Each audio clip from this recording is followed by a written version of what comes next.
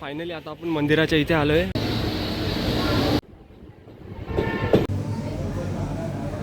जय शिवराय मित्रांनो, मी सदानंद नामे स्वागत करतो तुमचं माझ्या एका नवीन व्हिडिओमध्ये. सो आज आपण आलो आहे जे 8 मानाचे गणपती आहेत, म्हणजेच अष्टविनायक गणपती. त्यापैकी 7वा मानाचा गणपती म्हणजेच महडचा वरदविनायक. आणि वरदविनायक गणपती मंदिराच्या इथं आपण आता आलो आहेत. सध्या तरी आता आपण इथे पार्किंगमध्ये आहोत.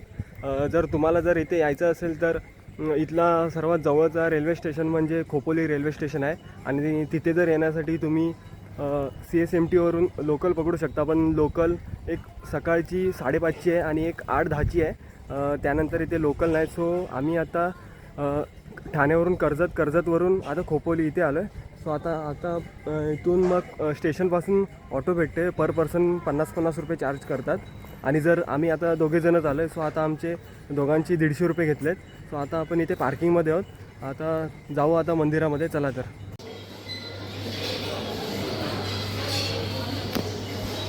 फायनली आता आपण मंदिराच्या इथे आलो आहे बघा. आता तुम्ही जर हा रोड येतो पार्किंगपासून सरळ, आणि ह्या रोडपासून जर तुम्ही सरळ आलात तर इथे बघा महाराष्ट्राचे आराध्य दैवत छत्रपती शिवाजी महाराजांची इथे एक मूर्ती आहे. आणि इथूनच सरळ इकडे. फायनली आता आपण मंदिराच्या इथे आलो आहे. हा बघू शकता हा मंदिर आणि तो सोन्याचा कळस. सो इथे असं एक म्हणतात की स्वयंभू गणपती बाप्पाचं मंदिर आहे.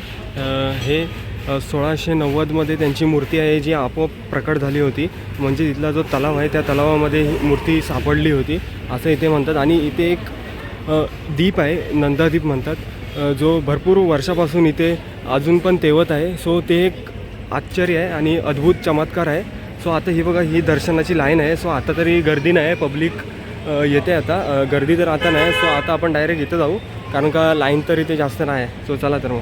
सो फायनली आता आमचं दर्शन घेऊन झालं आहे. आतमध्ये व्हिडिओ शूटिंग तर करू शकत नाही कारण का सक्त मनाई आहे. सो दर्शन चांगल्या प्रकारे झालं. एवढी गर्दी नव्हती त्याच्यामुळे दर्शन लवकर झालं. सो हा मंदिराचा जो गाभारा आहे तो पेशवे कालापासून आहे. आणि मंदिर हे कल्याणचे जे सुभेदार होते त्यांनी वसवलेलं हा मंदिर आहे असं म्हणतात. आणि बघू शकता हेच ते तळं ज्यामध्ये म्हणतात 1690मध्ये ही मूर्ती सापडली होती आणि त्यानंतर त्याची या मंदिरामध्ये स्थापना केली होती. सो हे बघा हे आहे ते तळं.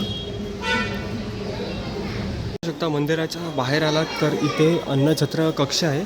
सो यासाठी तुम्हाला हे इथे असं एक कूपन घ्यावं लागतं आणि नंतर आतमध्ये मोफत जेवण भेटतं. आणि हे कूपन जोपर्यंत कूपन संपत नाही तोपर्यंत हे चालू असतं. सो असं काय नाही की ह्याच टायमाला बंद होतं ह्याच टायमाला चालू होतं. सो आता तर आतमध्ये बसले आहेत. सो ते सगळे उठून झाल्यावर आता ही लाईन सोडली जाणार, त्यामध्ये आपण पण आहोत. सो असं कूपन घ्या आणि आतमध्ये जेवायला जा. सो आतमधला पण व्ह्यू दाखवतो.